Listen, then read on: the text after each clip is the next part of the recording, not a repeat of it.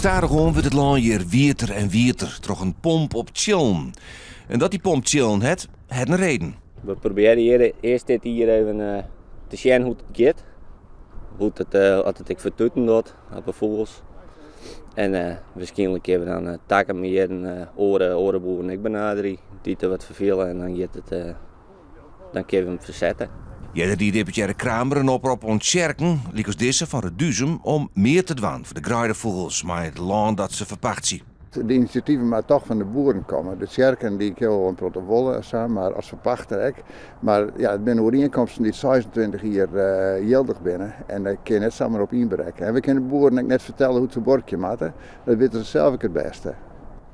Maar je kan boeren wel inspireren. Denk je het ook wel een beetje om in het Sjerken natuurlijk.